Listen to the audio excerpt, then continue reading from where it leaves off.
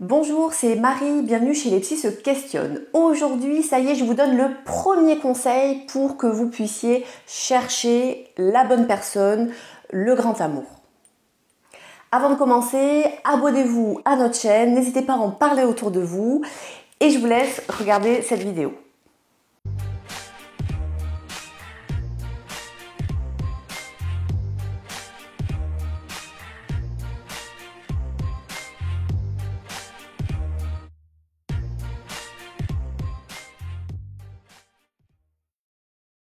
Rappelez-vous l'erreur numéro 1 qui est de s'emballer et de ne se laisser guider en fait que par ses émotions et la passion du début.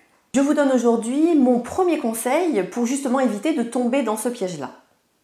Alors, dans un premier temps, il faut que vous puissiez arriver à être au clair avec vous-même, avec la personne que vous êtes. Ça paraît tellement évident que souvent finalement on l'oublie.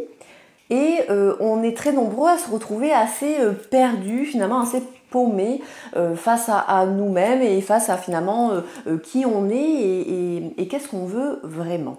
Donc, mon conseil est de vous centrer sur vous. Avant même en fait de réfléchir à l'autre, à un amour possible, pensez à vous. Quels sont vos projets? Quelles sont vos envies?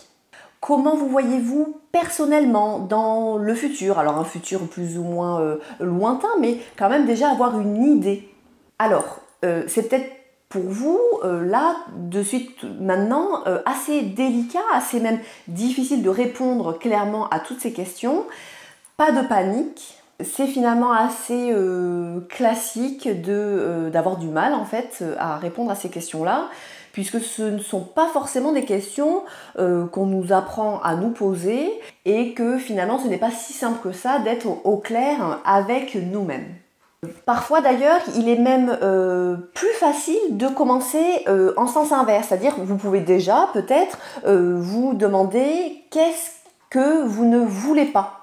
Plutôt que de tout de suite savoir ce que vous voulez, vous pouvez commencer par vous poser la question bon alors d'accord, je sais pas ce que je veux, mais déjà qu'est-ce que je ne veux pas? Ça parfois c'est quand même plus simple de commencer dans ce sens-là. Voilà, alors à vous de réfléchir, mais je suis sûre que vous savez, il y a forcément des choses dans la vie en général qui pour vous sont insupportables, voire rédhibitoires. Et ça, c'est déjà bien d'utiliser ce savoir-là sur vous-même dans ce travail de la recherche d'une relation amoureuse. Et ce n'est qu'ensuite, lorsque vous aurez déjà des réponses à peu près toutes ces questions, que vous pourrez, dans un deuxième temps, définir le profil de la personne qui pourrait vous convenir. Je sais bien que ce conseil-là, cette réflexion que j'ai tendance à vous amener à avoir, elle paraît à beaucoup de personnes très terre-à-terre, pas forcément très glamour et effectivement elle ne fait pas vraiment rêver. Ça, je le sais bien. On a tous cette envie d'idéal, de parler d'émotions, de sentiments, on a envie de rêver en fait de ça, de cette rencontre, de cette âme sœur. Mais pourtant, je vous promets que cette première démarche de prendre le temps de mieux vous connaître vous-même, de mieux vous cerner, elle est primordiale.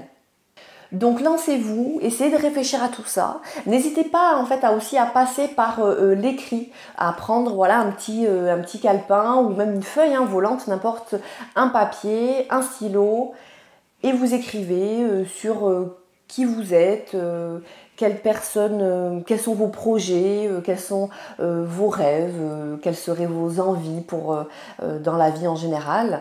Et peut-être, n'essayez peut-être pas de suite répondre à ces questions précisément. Laissez-vous porter finalement par vos idées qui vont venir spontanément les unes après les autres. Et après, alors j'aime bien l'écrit puisque ça reste.